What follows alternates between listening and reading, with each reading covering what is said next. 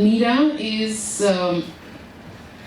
one of the founder members of the NGO Forests First that works on restoration of degraded land by conserving indigenous floral species of Western Ghats through community participation. Forests First has worked on over 300 acres of land under restoration in the past 12 years and has conserved over 150 tree species of the Western Ghats in degraded forest lands of Wayanad, sacred groves and coffee estates of Kodaku. In 2021, Forests First provided 10,000 person days of local livelihoods to over 45 people in Wayanad through forest land restoration. I want to also add a little bit on Parvathy Nagarajan, who's, as I mentioned, she specializes in entrepreneurial training in making herbal food and cosmetic products as well for rural communities. She has trained 50 village level women entrepreneurs across landscapes and educated more than 20,000 domain specific people in the last 20 years to be environmental influencers and innovators. She has created a state-of-the-art medicinal forest in Pichatkulam Forest in Oroville, and I have visited that and it's beautiful, where she has worked for 22 years. She was awarded for her work. The National Biodiversity Authority awarded her for sustainable use of biological resources in 2018. She has a senior fellowship award from Bhuvi College for herbalist and natural healer, and she has been covered by leading media channels. So we have two power women here working really amidst the forests and on degraded lands, and such an important work that you're doing. We look forward to hearing about your work. I don't know what you feel about Niyamgiri. Also, these are Dongria tribes, just to give you the name of the tribes that are actually here. My feeling is very mixed because the place that I work is highly degraded.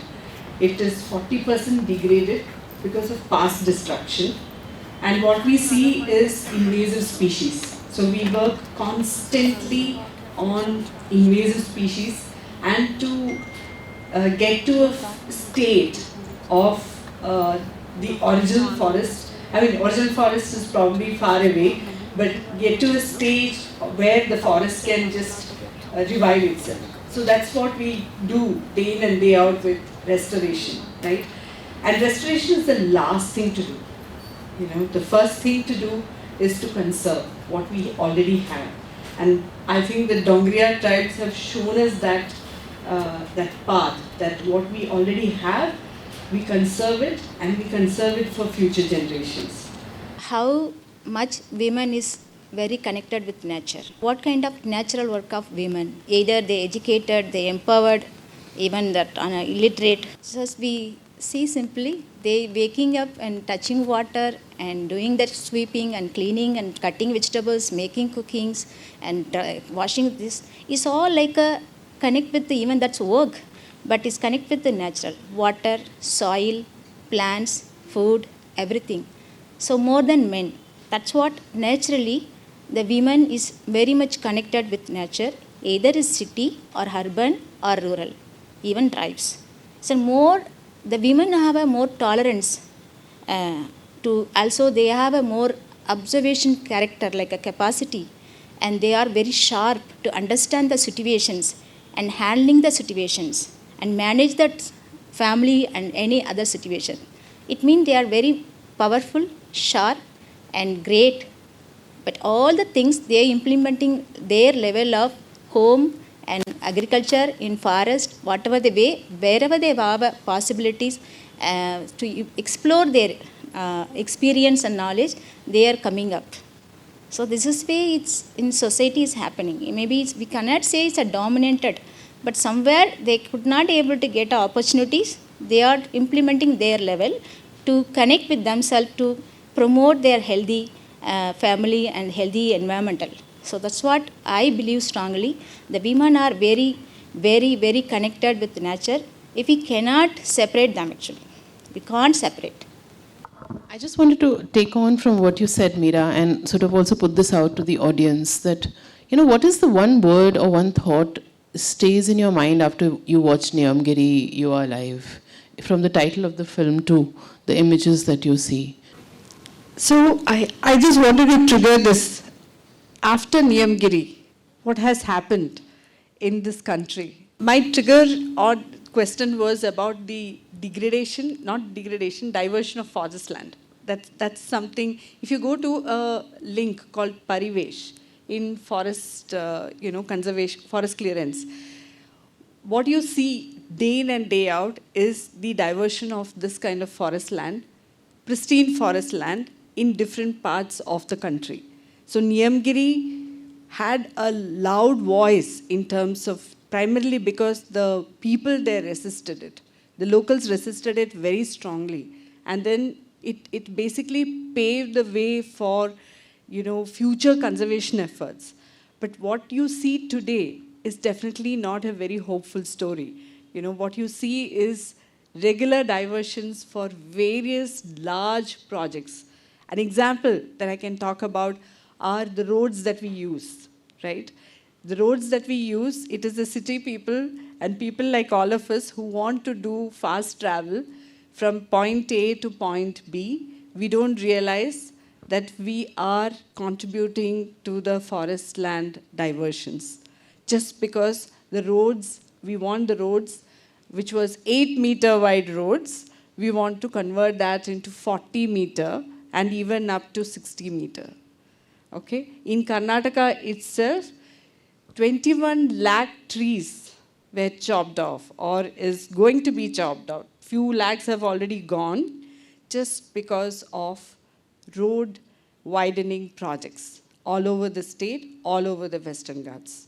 Right? It doesn't come out, but it's all happening. So when you see a wide road, the question is, do we really need it?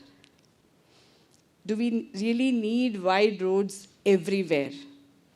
Can't we have narrow roads when we are going through the forest?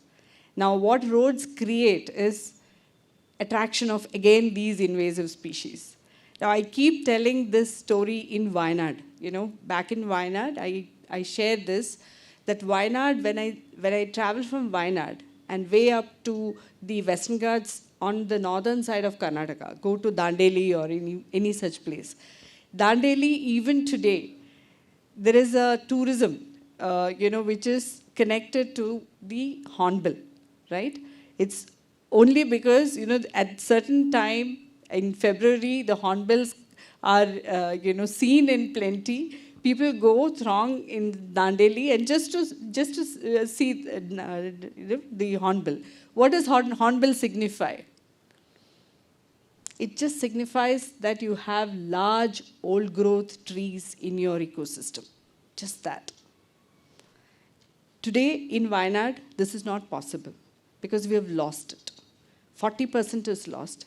So Wayanad is only an indicator or an indicator of what the future would be, for the rest of the districts in the Western Ghats if we continue the diversion unabated, right? So it's very critical that these links are important for us to also link it up to what Parvathy mentioned about women and forests, because ultimately when the water is not there, it is the women who are going to pay the price. Parvathy, can you share a little bit, taking from the film and your work in terms of working with women and actually, like what she said, not to feel a sense of hopelessness, but to get a sense of strength and resilience from the work. And can you share a little bit about that, please? So I come from Auroville. I'm not living in Auroville, but I'm being in Auroville many years. What I understand, actually, I came from that traditional healer family. I'm a sixth generation of my healing family traditions. Even my family tradition is the women generation. It's not by men. My grandma was, and my grandma like that it was, but all the men are supported. When still my mother is practicing, my father is giving support. So this way, the women generation taking that practice in the village level, in the community level, it's a big challenge, but it's also working well. So I taken this challenge from my family side.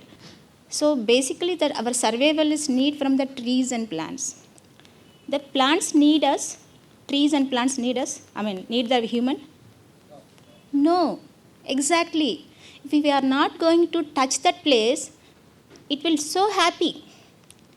It can grow like their kingdom, like very wildly. Like they create like a empire of even the Amazon forest somewhat. Whoever not enter, the human interruption not happen. So what is the meaning? We are talking about the conservations. Really, we need a conservation of that plants need or we need. Aspect of conservation, because our future human survival, such a human generation need to live with healthy, happy, good environmental. That's the reason we are trying to keep on conserve and conserve and conserve, reforestation, all the things we are doing for our selfishness way. Really, the environmental doesn't need our help. So that's I really connected. That's I understand that real meaning of that trees and plants. Then even you can do simple one plants in your garden or plant one tree.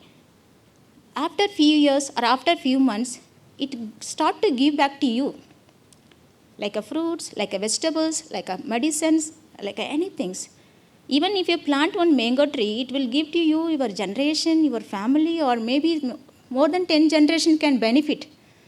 So you give only simple thing, it's giving back to that, it's so much. Then I thought it, what do you want to give to back to the earth? Whether I have to give good things, whether I have to give bad things, I mean destroy it. So whatever we give, it's reflect more than 10 times, that's sure. Then I also realized cyclones coming, tsunami coming, earthquakes coming, and so many disaster, heavy rainfall, so many things. But the human knowledge can predict what is going to happen. That's it. Oh, today is a cyclone is going to happen. But we cannot stop the cyclone. We cannot stop the heavy rainfall. It means what? Then I realized that nature is the power. Apart from that, human knowledge, human science, even technology, all over the world, not only here. So it's our more power. Nature is our power. This is the way I realized. Then how to dedicate my life into that, connect with nature and use of sustainable mode. I'm not going to disturb that plants. I have to ask them to give something for me. I can take from you, I can use for my health. Can you give me some plants for me? I ask that plants, request the plants, give me something for. So I can using that plants for the remedies, making so many herbal medicines. Food is a medicine. I think you heard about more things. Traditionally, we are using more plants as a food. It's not like a medicines. So our doshas, like a body constitution we call, 3 dosha, 5 elements, it's all connected with the nature. Like a water, fire, air. It's a very important why we are living, like a survival part. It's very important. It's not with us, then it's a dead body. We can't survival. So it's connected with that elements. Then how could all the solution from natural could apply for our lifestyle? Medicine, cosmetic, food. That's what I'm inspiring to do with that myself. And whatever I raised my knowledge and experience, I learned from that nature. Then I want to communicate and set up that rural communities who are really interested to learn or who are really depending the forest produce. So I go and value addition training and sustainable collections, and also create an entrepreneurship development, mainly make them to realize why they want to do, what is the important conservation aspect. So sustainable use of biological resource should be very important for them to use, and even the many things to keep in that next generations. Also simply, affordably, they go for that entrepreneurship development for the livelihood. So this is the way I'm done in our area. So that group, 3 types of women's group. One is producing herbal medicine, cosmetics, and food, and one is producing more medicinal plants nursery. So whatever we are taking, today I take some plants, then I have to give back something, I have to plant immediately. Or I have to do something like a pot garden, or if you have a land, I can do something garden. So that's whatever I'm taking, I giving back to them actually, back to the land, back to the earth, back to the nature. So that's what I'm just balancing. I also feel whatever the technology we improving, the human develop the idea and technology, how to balance with the natural, without destroying, without more source. So you can source it, but you can give back to that same way. That's why the empowering the local community as a part of the leadership, environmental leadership capacity, then I don't need for them. They can conserve their local resource. So that's what I'm doing and traveling. I'm passing this knowledge and important of the life. Thank you. Thank you. We are living in a country where development has become a reality, and the privatization of land is becoming an even more bigger reality. Can you share from your work experience about how efforts like what you are doing are going to help sustain women's natural environments and their lives, and what are the kind of unique innovations that you are being able to do in terms of having them have the leadership and the control over those resources? Again, back to the degraded lands that we are working on. Few examples, if I can talk. An invasive plant, like Lantana camara. I think most of you would have heard about Lantana. Another invasive plant that you have not heard about is Senna spectabilis, which has come in Wayanad many years ago, about more than a decade ago. It is a tree. It's a medium-sized tree. So people who come for tourism in Wayanad, we laugh by saying that they come and see the green spaces and go, but all they are seeing are green desert. We call it the green desert because it has no local use. It doesn't have any use for the local animals. Because these are connected landscapes, which is connected with the habitat of elephants and tigers, right? So what it also means is that it's a same landscape used by humans, elephants and tigers and many other species that inhabit the landscape, which also means that there is a high possibility of humans coming in conflict with the animals. Now, why is it there is a conflict? Because you're also using a shared landscape for shared resources. The shared resources are water and various other produce that you need.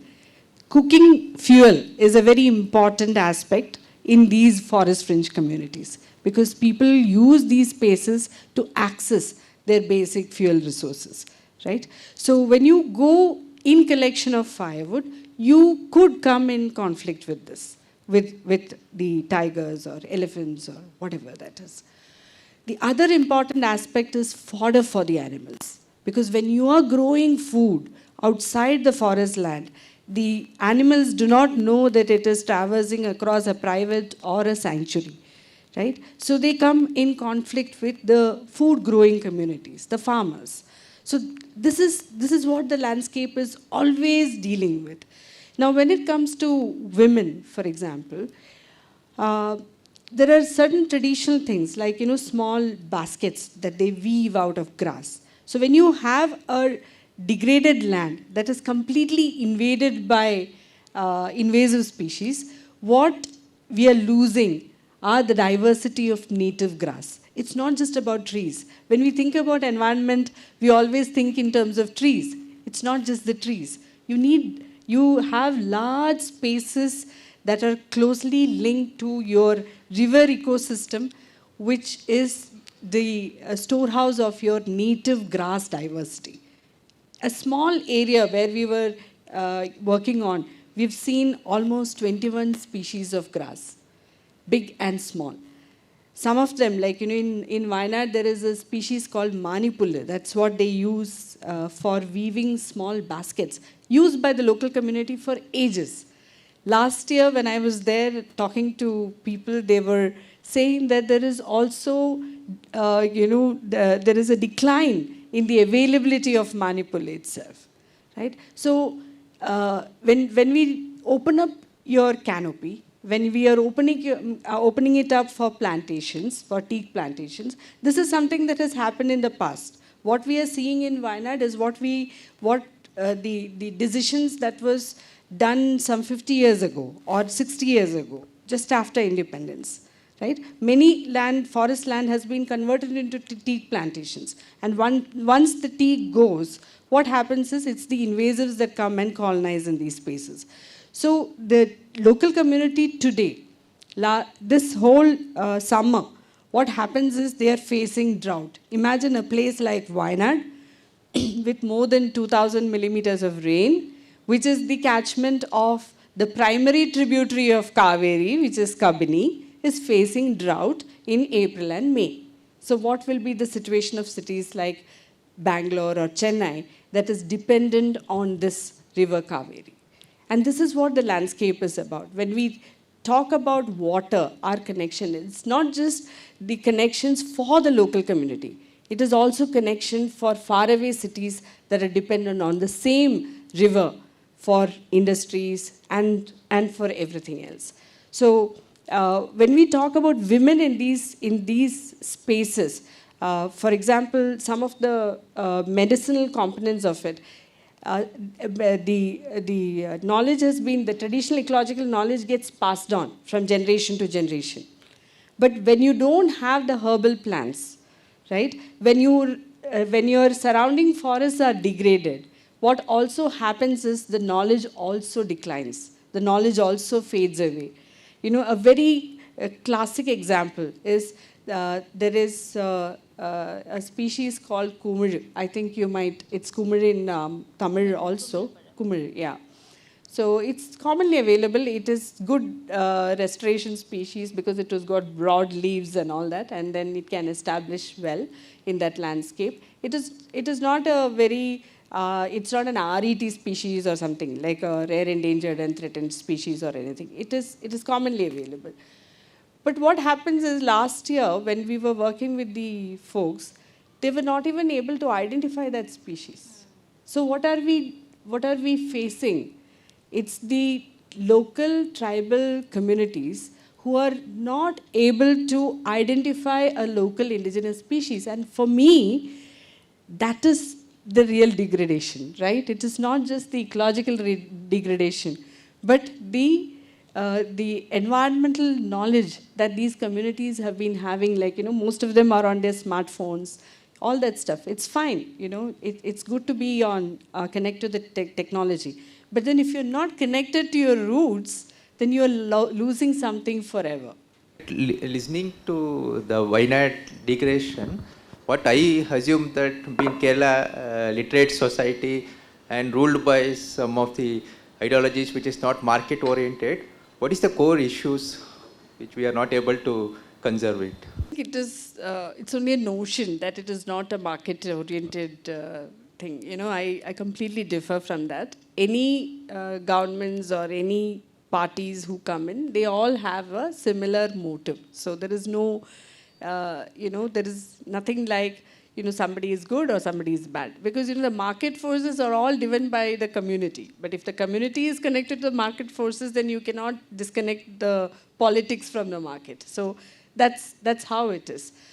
Now, the degradation in Wayanad that I am talking about is not a story of yesterday. It is a story of maybe 70 years back, right? And that is where I am, sitting in Karnataka, I am literally pleading with the people of Karnataka to conserve your forests. Because what we don't want to see is the Karnataka forests taking a Wayanad route or an Attapadi route. These are all bad examples that we have. Both Attapadi and Wayanad are east sloping landscapes, right? With east flowing rivers. These east flowing, in Attapadi, the river is Bhavani. And in Wayanad, the east flowing river is Kabini, which is again the most important tributary of Kaveri. Now, what does this signify? It signifies that it is the landscape, the catchment of these rivers are capable of supporting millions of people in peninsular India. So it's not just about that landscape, right? So I think the whole example of Wayanad and Attapadi should be an example for the rest of India, the rest of South India, to not take that route, to not convert large-scale forests into plantations or not convert it for big industrial projects for whatever reason, because you need that. You need that for the future generations. One persistent question that's been coming across by everyone, and that happens in all cities when we screen documentaries, is what do we do? What do we do sitting in cities, having these city lives by choice, by default, by right? There's all of that, right? So as somebody working within forests and with communities, what is your one, thought for audiences like this to say, what is it that we can do? Sitting where we are, doing what we are doing, living the lives that we are doing, connected to your work with forest species, and entrepreneurship. It's a big challenge for the city life, current situations. Even now, it's so much of trend. It comes like a terrace garden setup. So, but the thing is, apart from that, all the things, the persons, like the people, show that interest. The finding, the research, like a search. Something I feel hungry, I have to go find my food. So something like interest from themselves. If they want to do something in that line, they have to come forward. Even really, we appreciate this team here to came for this effort, and then really they want to do something. That's what I understand through listening things. So feel it. Then after that, get harvest from that plant, something vegetable or kirai or anything. You feel like a more. I can't express that when you are consuming that in your family. That you feel very satisfied. This is my plant. I grown in my garden. I now is using it like that. Even that food are medicines. It's a medicines. Everyone feel that, oh, this is a medicinal plants. It's very scared or something is difficult to use like that. Nothing else. All the edible herbs like a tulsi, karpuravalli, Acalifa indica, Kupamania. I don't know the Karnataka name, but it's in Acalifa indica is a scientific name of the plant. Even mint, corianders, and so much of common plants. It's used for our regular life to make our healthy and prevent so many health issues. So even daily tea preparations from that. Even any itchy or insects bite. Acalifa indica is sudden remedies for use, and caterpillar allergy, something like that. So make it garden. That is one important thing. And if we need our health is in our hand. We don't depend any pharmacy or any mall. Then our health is in our hand means our food is our control. We have to choose our food, which we want to eat. Our food is in our control. We have to produce at least 1 or 2 from our garden. And rest is you find some source of the organic or any things over producing in the village level. Then it will be easy life and the healthy. Whatever we do, in end it need a healthy life, no? If health is in our hand, very pakka, then we can run, we can gain many things and we can live happily and do something better. So that's what give important of health and very related with nature, plants. Even that comes to conservation automatically. If you plant one plants, that it's a conservation. You started the conservations. So once you doesn't know the plant's value, doesn't care about the plants even. How many of them interesting know the TDF, tropical dry evergreen forest? That's very much important for our region everywhere. Even Western Ghats, TDF, rainforest. It's all like types of forest. And even seasonal food, seasonal medicine plants. Everything it's have a natural based solutions and for our human life. Whether you believe or not, how we maybe it's developed by the knowledge and system, but still we have to believe on the soil. The real medicines come from the soil, not from the pharmaceutical company. That's our things. Thank you. I think I'm a half city person and a half forest person. I am tending towards, in the sense, in the past few years, I've spent more time in Wayanad than I have spent in Bangalore. So I think if I just look at my own journey, first is definitely awareness, right? That it all starts from awareness. And I'm not somebody with a biology background or a floral background or a science background. I've studied engineering and I've studied law. So it's about understanding. What is it that you need to do, right? So it starts from there. And then we went into this process of understanding what to conserve, when you are working on degraded land. So the first was biologically important species, right, which attracts pollinators. Your bee, if you don't have a bee population, then I think humans are doomed, that we all know. If humans are eliminated, nothing will happen. Like Parvati mentioned, everything will move on without any problem. But we need the bees, right? So the first was to work on biologically important species. Many such biologically important species in Wayanad, they were just chopping away for planting coffee. I asked them this fundamental question. Coffee has 70% of coffee is pollinated by bees, and you are chopping away all the Ficus racemosa, which is your atti. Now, how will coffee as a crop itself survive? Very fundamental question. But farmers don't understand this, right? Because they think that I can chop the atti, use that space to plant the coffee. So it's all a connected system. We are working, first is the fundamental awareness that we are working in a connected system. And because of the landscape and the microecology, that is where you could grow coffee. Otherwise, coffee would not survive in that. Now you sit and chop the branch of the tree that you are, sitting on, and then how do you expect the coffee is going to survive, right? So that's the first step. Biologically important species, keep the pollinators. The second one that we did was to work on riverine species. Because when we talk about riverbank conservation or riparian buffer conservation, it is about ensuring that the kind of species that can sustain in that ecology should be conserved. It is not just going and planting some chiku tree or something and something else and all that stuff. Because, river, it's an ecology, right? I'm sure Janvi will be able to tell you more about it. So it's an ecology. And, that ecology needs certain species there. And the species also can survive in that, you call it in very simple terms, like a frog, like an amphibian, right? It needs both, if you have a flood or a drought, it can survive. So those are the kind of species. There are so many species. Why only look for, the common horticulture crops that, we are so used to? It needs to survive. For example, a Nirilipa, right? Maduka, nerifolia, right? Maduka nerifolia. The fruits of it is eaten by the fish. And there is a connected system that is working there.